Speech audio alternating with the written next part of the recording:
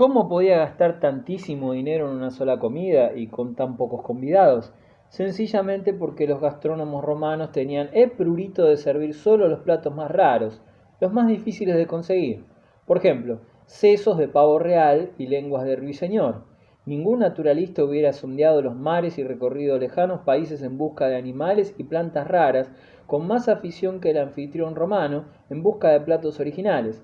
Pero Lúculo no era solo un sibarita, también tenía otras aficiones más elevadas, sobre todo por la ciencia y la cultura. Reunió en torno suyo un círculo de literatos, sabios y artistas. Gastó enormes sumas en colecciones de rollos y obras de arte que abrió al público. Pompeyo y el poder romano en Oriente. Cuando Pompeyo se enfrentó con la misión que Lúculo no logró terminar, su predecesor había realizado ya el peor trabajo. Además, Pompeyo disponía de tropas más numerosas y una autoridad mucho más amplia que la de Lúculo. Por otra parte, Mitridates se había agotado tanto en esta guerra que pidió la paz. Pompeyo exigió una capitulación sin condiciones, pero cuando Mitridates se vio constreñido ante dos posibilidades, la de seguir las hostilidades o la muerte, volvió a tomar las armas y juró no pactar la paz con Roma. Pompeyo envolvió al viejo zorro en su último rincón, el Ponto, pero no pudo obligarle a entablar batalla. Un día por fin consiguió Pompeyo atraer a Mitridates a una emboscada y destruyó sus últimas tropas. El anciano rey consiguió escapar una vez más a la muerte, buscando un nuevo refugio junto a Tigranes, pero fue decepcionado. Su yerno prefirió entregarse al vencedor. A cambio de su rendición, Tigranes pudo conservar su patrimonio, la Armenia actual, como vasallo del Estado romano. Para traerse la amistad de Roma, llegó incluso a poner precio a la cabeza de Mitridates. El anciano rey huyó entonces a sus posesiones del mar de Azov. Pompeyo lo persiguió, empujándolo hasta la Cólquida, la legendaria orilla del Mar Negro, donde los argonautas buscaron el vellocino de oro. Allí terminó la persecución. Era temerario exponer al ejército a tal peligro, adentrándose en regiones desconocidas, pobladas de tribus hostiles y salvajes. Prefirió volver al Asia Menor para restablecerle el orden. Fijó las fronteras orientales del Imperio Romano, que permanecieron inalterables durante muchos años. Siria vivía en permanente desorden desde la guerra de Antíoco III con Escipión en el año 190 a.C. Pompeyo puso orden en los asuntos de ese reino y lo convirtió en provincia romana, 66 a.C. Al sur del país, los judíos habían vuelto a manejar su política interna, dirigidos por el belicoso grupo de los macabeos, pero la nación judía estaba desintegrada a causa de las guerras civiles, lo que proporcionó a Pompeyo un buen pretexto para intervenir. Poco le costó al romano conquistar la capital, Jerusalén. Sin embargo, los judíos, atrincherados en el templo y puesta la confianza en Yahvé, le opusieron feroz resistencia. Pero los romanos tenían mucha experiencia en sitiar ciudades. Con la rendición, su heroica lucha acabó en un mar de sangre. Fue una prueba terrible para los judíos ver cómo Pompeyo profanaba el Sancta Sanctorum. Pompeyo, dice el historiador romano Floro, alzó el velo sagrado que ocultaba la cámara santa de los judíos. El general se admiró al no encontrar ninguna estatua de dioses en el gran templo del pueblo judío.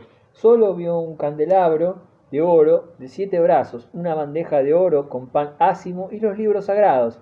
Pompeyo contempló estos objetos litúrgicos sin tocarlos. Luego confió la administración de Palestina al sumo sacerdote, sometido a la autoridad romana. La fortuna favoreció a Pompeyo tanto en Siria como en otros lugares. Ante los muros de Jericó, supo que Roma quedaba libre en lo sucesivo de su enemigo más temible. El anciano Mitrídates se había establecido a orillas del mar Azov, donde su hijo Farnaces, señor del Quersoneso, juzgó que valía más prevenir que lamentar. Encerró a su padre en el palacio real. El anciano suplicaba a su hijo que no manchara sus manos con sangre paterna.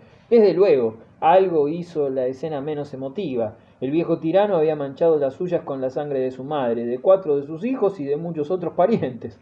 Las súplicas de Mitridates no hallaron ecos en Farnaces. El padre comprendió que ya no había esperanza, pero no quiso abandonar solo este valle de lágrimas.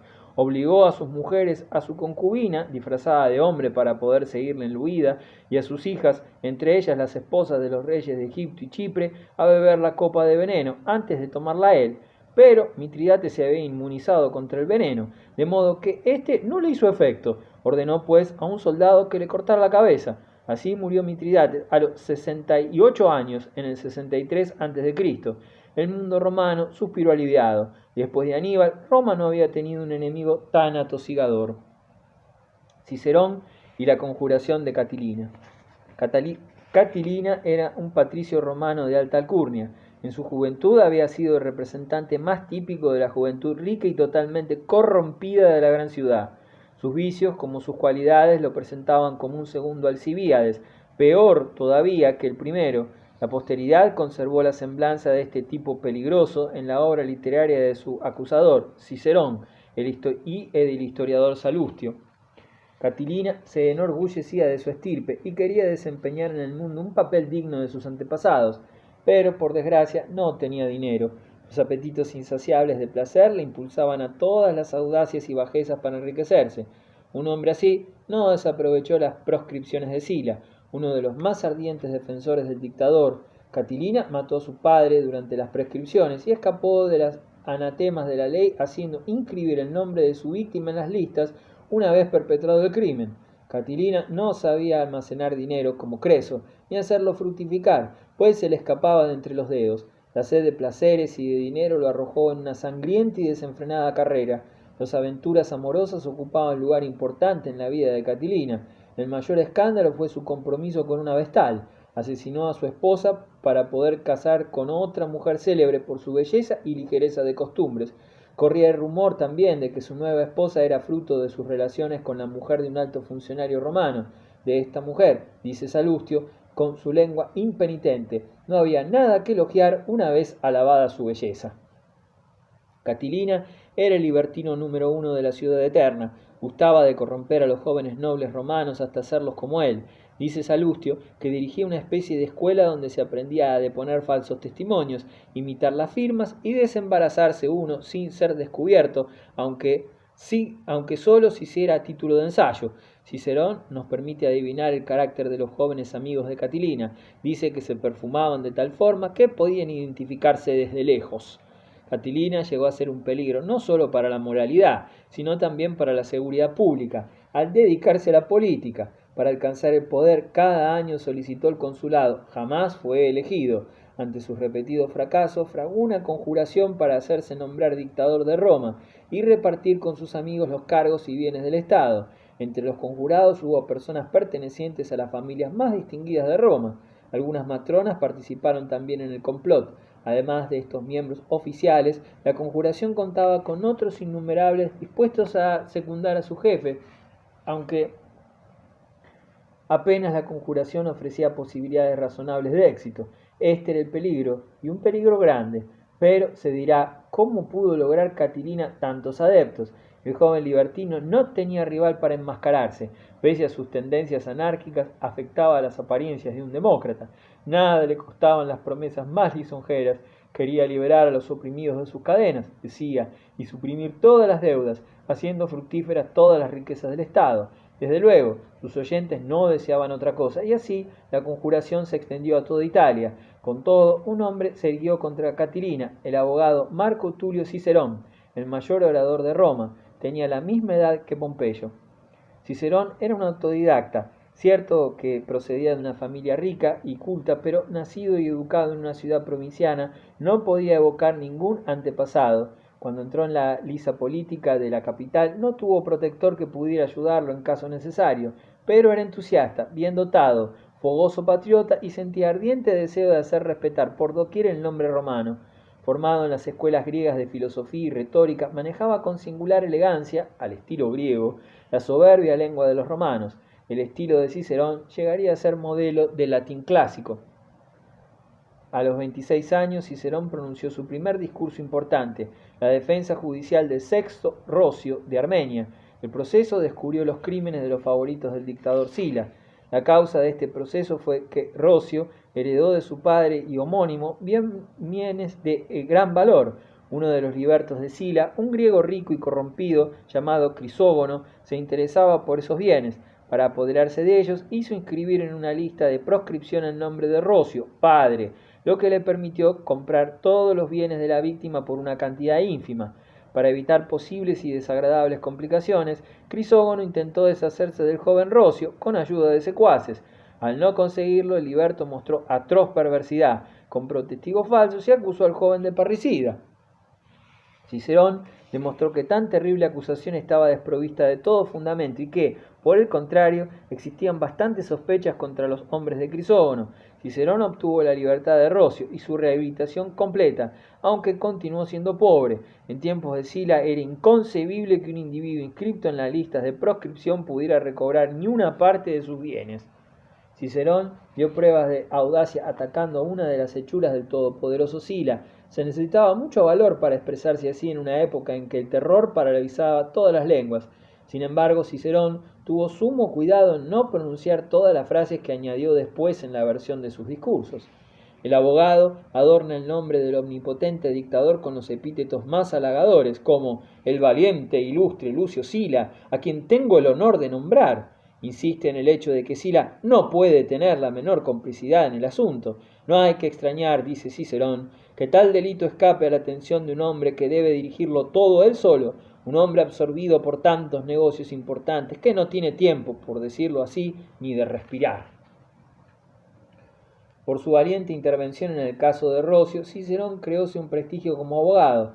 Después escogió la carrera política y triunfó muchas veces en el foro gracias a su elocuencia.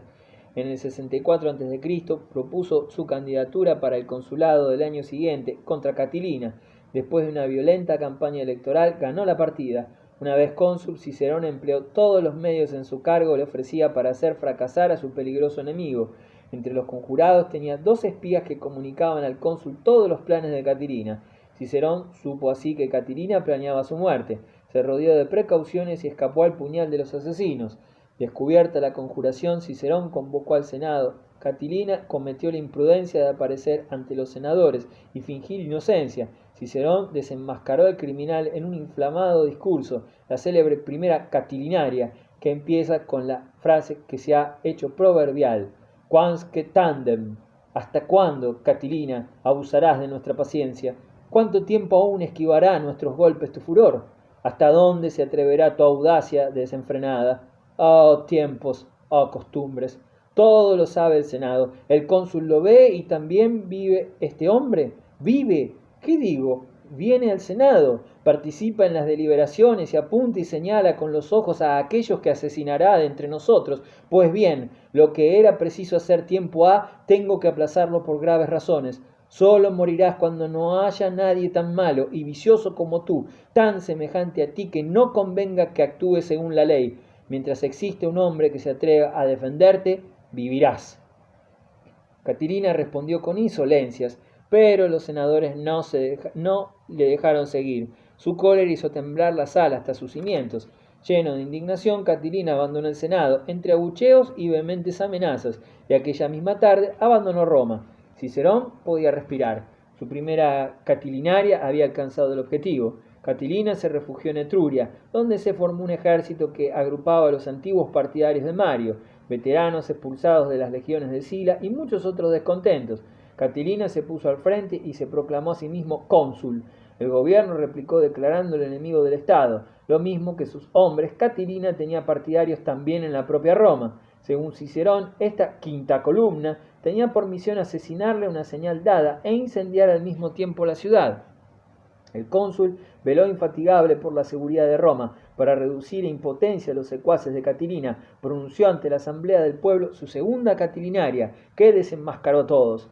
Si no pudieras más que juegos, vinos, orgías nocturnas y trato con prostitutas, sin duda nada bueno habría que esperar de ellos, pero al menos serían soportables. Pero, ¿quién tolerará ver a los más ineptos conjurarse contra los ciudadanos más laboriosos, a los locos contra los prudentes, a los licenciosos contra la gente sobria, a los aletargados contra quienes mejor velan? ¡Ah! Parece que los veo, tendidos en torno a sus mesas, con mujeres impúdicas entre los brazos, ebrios de vino, hinchados de comer, la cabeza ceñida de flores y el cuerpo perfumado, embrutecidos por el desenfreno, vomitando amenazas contra los honrados ciudadanos y planeando el incendio de Roma.